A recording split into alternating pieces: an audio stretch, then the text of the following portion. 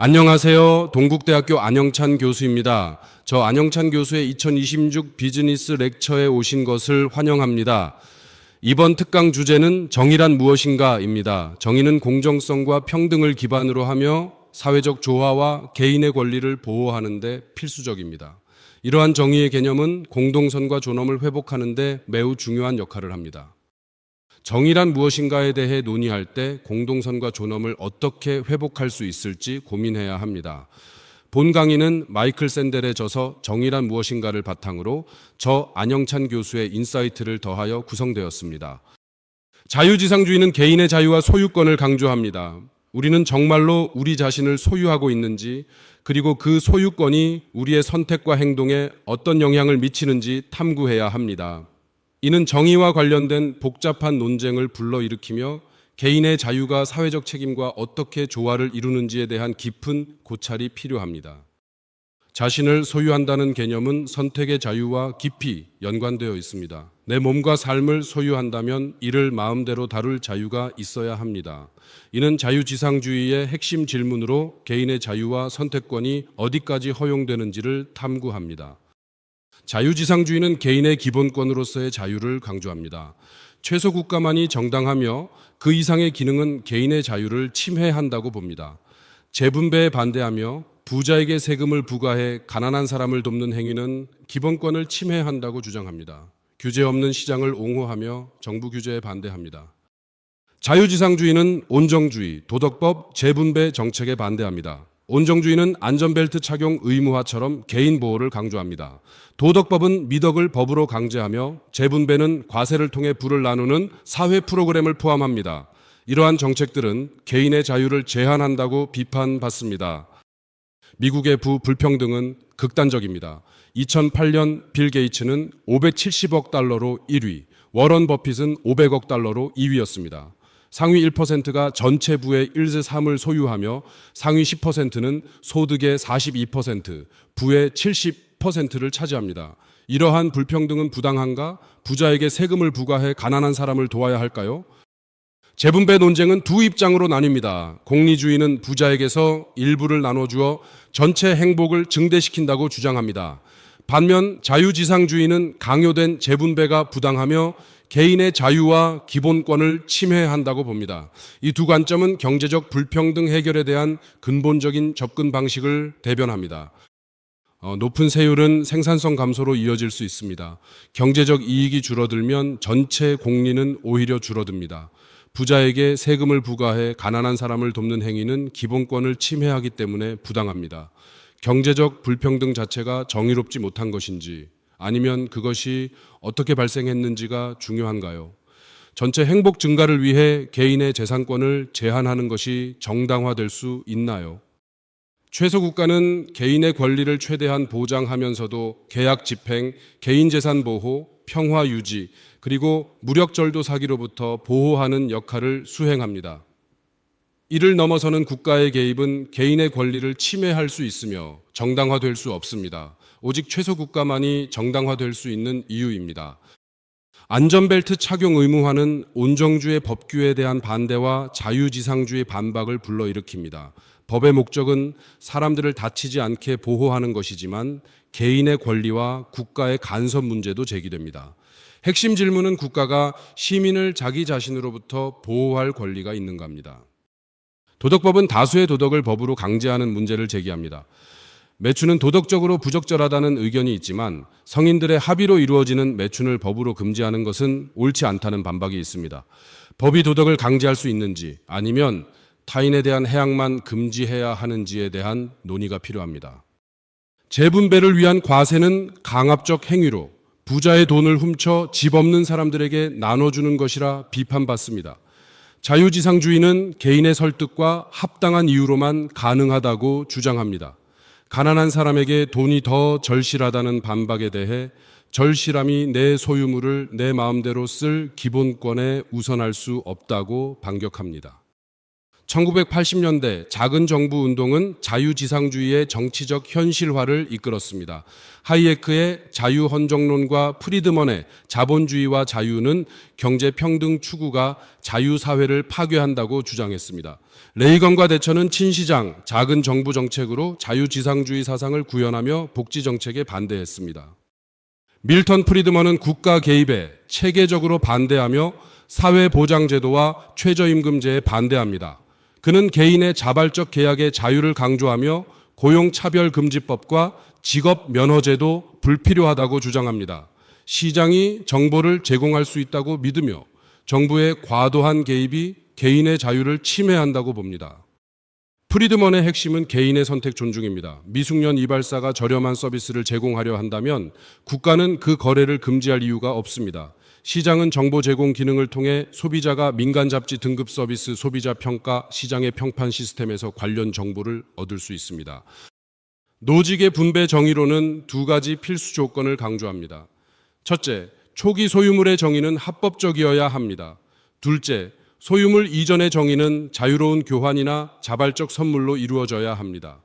이 두 조건이 충족되면 현재의 소유물은 정당하며 국가는 이를 빼앗을 수 없습니다.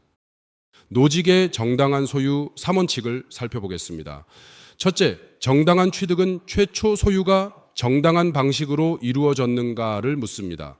둘째, 정당한 이전은 자발적 교환이나 증여로 소유권이 이전되었는가를 확인합니다. 셋째, 교정은 과거 부당 행위로 인한 소유 문제를 바로잡는 것을 의미합니다. 마이클 조던의 마지막 시즌 수입은 3잼 100만 달러로 경기당 수입이 체인벌린의 한 시즌 수입을 초과했습니다. 조던의 경기를 보고 싶다면 표를 살 때마다 상자에 아조달러를 더 넣어야 했습니다. 수익금은 조던에게 전달되었고 좌석 점유율이 높아 상자는 수익금으로 가득 찼습니다. 조던 사례의 핵심은 자발적 선택이 만든 불평등입니다. 조던은 많은 수익을 얻었지만 다른 선수들은 적게 받았습니다. 이는 공정한 재분배가 아니며 자발적 선택으로 이루어졌습니다. 불만을 터뜨릴 사람은 누구일까요? 표를 산 사람들은 자유로운 선택에 따라 표를 샀고 집에 있던 사람들은 조던에게 한 푼도 쓰지 않았습니다.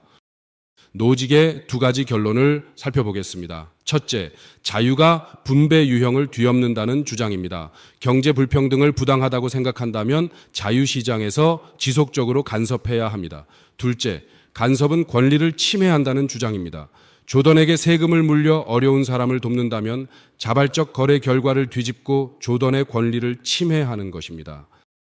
로버트 노직은 과세가 강제노동과 유사하다고 주장합니다. 노동으로 얻은 수입에 세금을 부과하는 것은 개인의 노동 결과를 강탈하는 것과 같다는 논리입니다. 이러한 주장은 개인의 소유권과 자유를 강조하며 국가의 개입을 최소화해야 한다는 자유주의적 관점을 반영합니다. 과세와 강제노동의 논쟁은 국가가 개인의 수입 30%를 요구하거나 시간을 국가를 위해 일하라고 명령할 수 있다는 주장으로 이어집니다. 이는 노동을 강요하는 것과 본질적으로 다르지 않으며 개인의 소유권을 침해할 수 있습니다. 노동의 결과를 강탈하는 것은 시간과 활동을 강탈하는 것과 유사합니다. 자유지상주의자들은 과세와 강제노동, 노예제에서 도덕적 연속성을 발견합니다.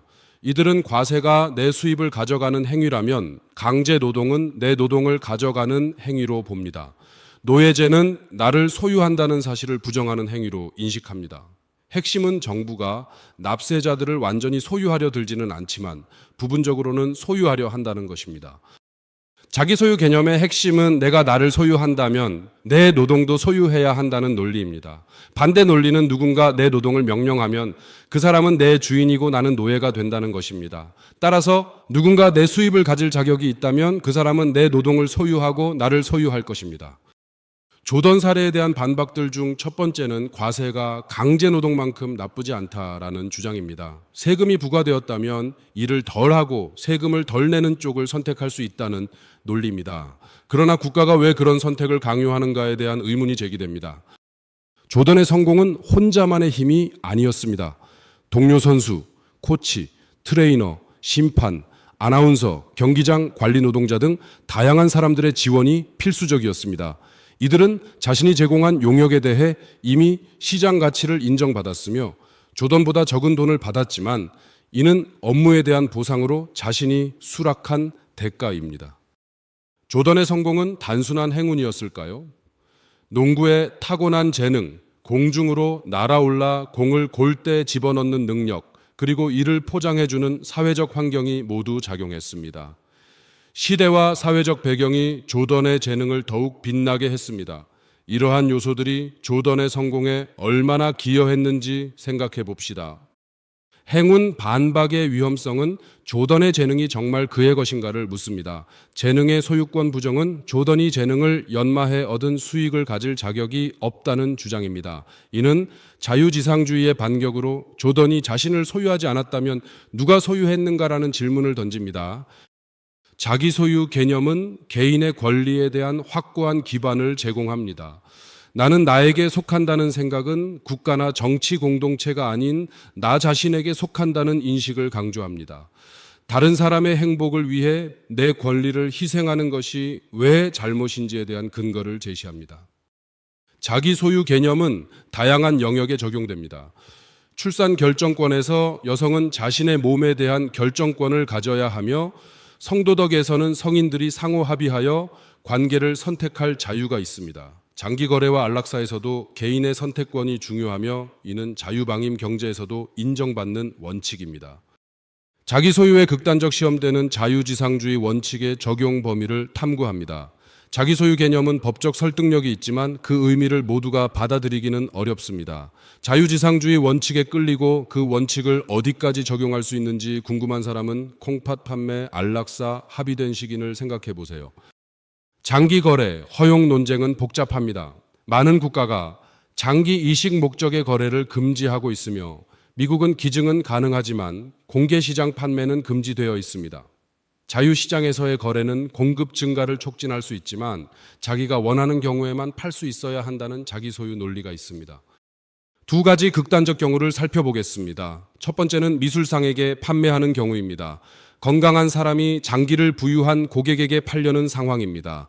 두 번째는 인도의 가난한 농부가 자녀의 대학 등록금을 위해 장기를 판매하는 경우입니다. 이러한 거래가 자기 사유 논리에 부합하는지 검토해야 합니다. 콩팥 거래의 제한적 허용 정책은 생명 구제 목적일 때만 허용됩니다. 이는 자기 소유 원칙과 충돌할 수 있습니다.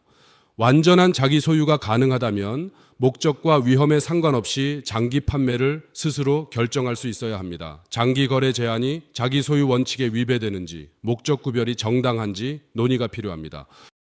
2007년 79세 케보키언 박사는 미시간 교도소에서 8년 복역 후 출소했습니다. 그는 말기 환자들에게 치사 약물을 투여하며 안락사 허용 운동을 펼쳤습니다. 130명의 환자를 도왔고 CBS 60분의 비디오 테이프를 제공했습니다. 현재 미국 대부분의 주에서 안락사는 불법입니다. 안락사 논쟁은 자유지상주의와 존엄, 연민의 대립을 보여줍니다. 자유지상주의는 개인의 선택권을 강조하며 안락사 금지는 부당하다고 주장합니다. 반면 존엄과 연민을 중시하는 입장은 극심한 고통 속에서도 생명을 유지해야 한다고 봅니다. 말기 환자의 경우 자유지상주의 논리는 연민의 논리를 쉽게 넘어서기 어렵습니다. 2001년 컴퓨터 기술자 아르민 메이웨스는 잡아먹히려는 사람을 찾는 온라인 광고를 게시했습니다. 소프트웨어 엔지니어인 베른트 브란데스는 이에 응했습니다. 만난 후 두 사람은 합의적으로 식인 행위를 했고 브란데스의 신체 부위는 냉동고에 보관했습니다. 독일 법에는 합의적 식인 행위를 기소할 수 있는 조항이 없어 상당한 법적 격차가 있음을 강조했습니다.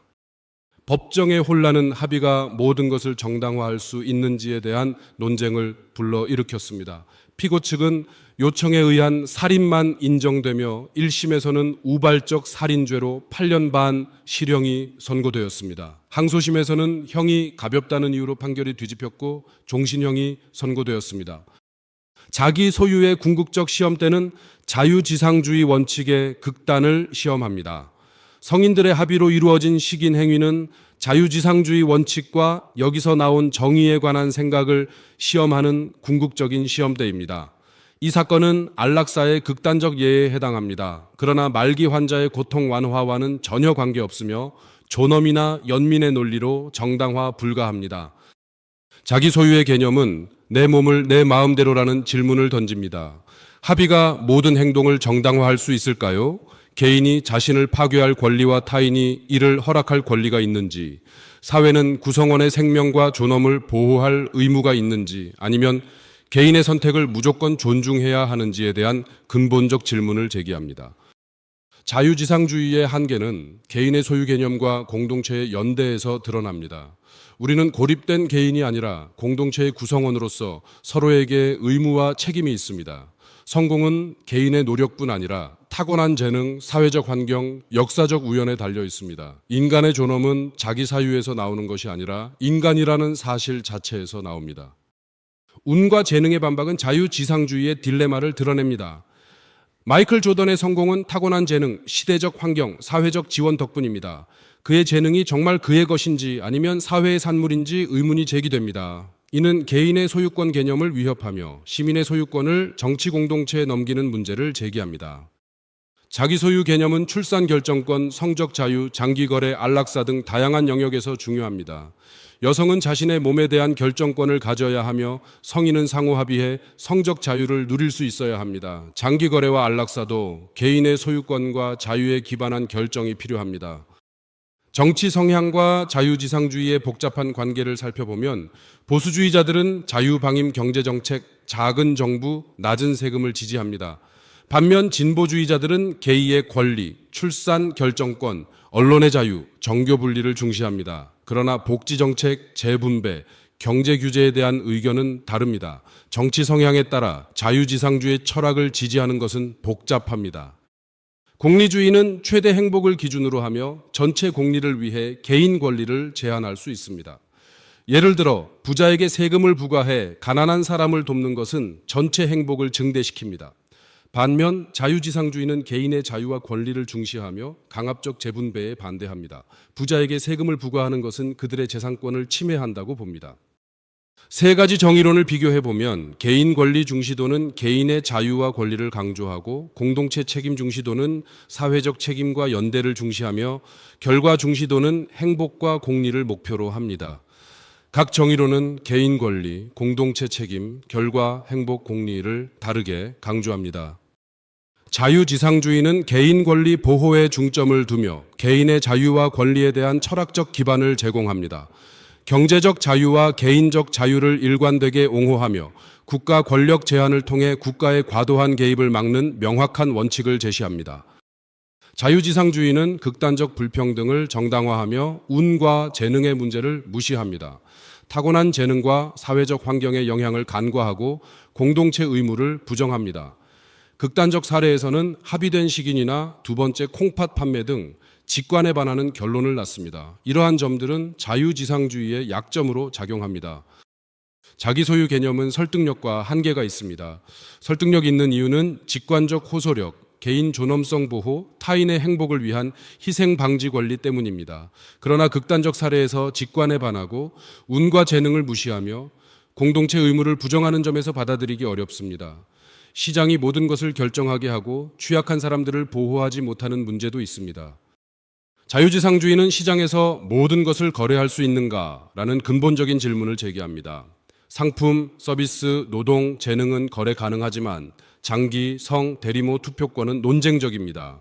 인간의 존엄, 생명, 시민권, 정의는 거래 불가능한 영역으로 시장의 범위에 대한 깊은 성찰이 필요합니다. 대리고용은 자유지상주의 논리의 확장으로 자기사유 개념을 받아들인다면 대리출산, 대리투표, 대리군복무 같은 거래도 허용되어야 하는가? 돈을 받고 다른 사람의 아이를 임신하거나 원하는 후보에게 투표하거나 군대에 가는 계약이 자발적이고 합의에 기반한다면 허용될 수 있을까요? 마이클 조던의 수입에 세금을 부과하는 것이 강제 노동과 같은가? 과세와 강제 노동, 노예제 사이에 도덕적 연속성이 있는가? 부자에게 세금을 부과해 가난한 사람을 돕는 것이 도덕적인가, 정의로운가? 자발적 거래의 결과로 생긴 불평등은 항상 정당한가? 자기 소유 개념의 범위와 공동체에 대한 의무를 고려해야 합니다. 시장에서는 장기 거래가 허용되어야 합니다. 그러나 이는 공정성과 투명성을 보장하는 조건에서만 가능합니다. 안락사를 허용할 때 자기 소유 논리만으로는 충분하지 않으며 인간 존엄성과 시장 가치의 훼손 여부를 고려해야 합니다. 합의된 시기내 행위는 도덕적 한계를 넘는 것으로 정당화될 수 없습니다. 일관성의 문제는 철학적 일관성과 실천적 결과의 충돌을 포함합니다. 출산권과 성적 자유에서의 자기 소유 인정은 경제적 영역에서 거부될 수 있습니다. 반대로 경제적 자유를 옹호하면서 개인적 자유를 제한할 수 있습니다. 자유지상주의 원칙을 일관되게 적용하면 이상과 현실의 가치 충돌이 발생할 수 있습니다. 자기 소유의 의미는 개인이 자신의 몸과 삶을 통제할 권리를 말합니다. 그러나 공동체는 개인에게 책임을 요구할 수 있습니다. 개인의 자유와 공동체의 책임은 상호 의존성을 통해 조화될 수 있습니다. 공동체의 정체성은 구성원 간의 연대와 책임을 통해 형성됩니다. 자기 소유는 개인이 자신의 몸과 삶을 마음대로 다룰 권리를 의미합니다. 최소 국가는 계약 집행, 재산 보호, 평화 유지에만 관여하며 그 이상의 기능은 개인의 자유를 침해합니다. 정당한 소유는 정당한 취득, 이전 교정이 충족될 때 현재의 분배가 정당하다는 개념입니다. 평등이나 특정 분배 강제는 자유를 침해합니다. 자유지상주의 논증의 구조는 강제노동과 과세의 결실을 소유하는 문제를 다룹니다. 나는 내 노동을 소유하며 이는 나 자신을 소유하는 것과 연결됩니다. 각 단계에서 이 논증을 받아들일 수 있는지, 그리고 어느 단계에서 문제가 발생하는지를 탐구합니다. 자유는 단지 간섭의 부재인지 실질적 기회를 포함하는지에 대한 논의가 필요합니다. 자기 소유는 무엇을 의미하며 어디까지 확장되는지, 정의는 절차의 문제인지 결과의 문제인지도 중요합니다. 우리는 고립된 개인인지 공동체의 구성원인지에 대한 질문도 제기됩니다. 이러한 질문들은 자유지상주의의 본질을 이해하는 데 필수적입니다. 자유지상주의는 개인의 권리를 강조하지만 공동체와의 연대, 운과 재능의 문제를 다루는 데 한계가 있습니다. 공동선과 시민적 덕목, 공동체주의 비판, 롤스의 정의론, 평등과 차등의 원칙을 통해 개인의 자유와 공동체의 책임을 어떻게 조화시킬 수 있는지 탐구합니다. 사례 A부터 N까지 다양한 주제를 다룹니다. 포브스 400과 불평등, 재분배 논쟁, 최소국가 논쟁, 안전벨트 착용 의무화 도덕법, 1980년대 작은 정부 운동, 밀턴 프리드먼 논지, 노직의 정당한 소유 원칙, 마이클 조던의 도운, 강제노동 논증, 콩팥 판매, 안락사, 합의된 식인 사건 등 각 사례는 이 5장으로 구성되어 충분한 설명과 토론 질문을 제공합니다. 자유지상주의는 우리가 자신을 소유하는가라는 근본적 질문을 제기합니다. 이 개념은 선택의 자유와 관련된 많은 논쟁에 등장하며 법적 설득력이 있지만 그 의미를 모두가 받아들이기는 쉽지 않습니다. 이러한 논의는 개인의 자유와 책임에 대한 깊은 이해를 요구합니다. 어떠셨나요? 강의 내용이 조금 흥미로우셨습니까? 아쉽지만 오늘 강의는 여기서 마무리하려고 합니다. 다음 제4강에서 뵙겠습니다. 그럼 여러분, 정의를 향해 함께 나아갑시다. 네버 스탑 체인지 피플 퍼스트 안영찬 교수였습니다. 감사합니다. 유익하셨다면 좋아요, 구독, 알림 설정 부탁드립니다. 더 방대한 고급 정보를 얻고 싶으시다면 멤버십 가입도 추천드립니다. 감사합니다.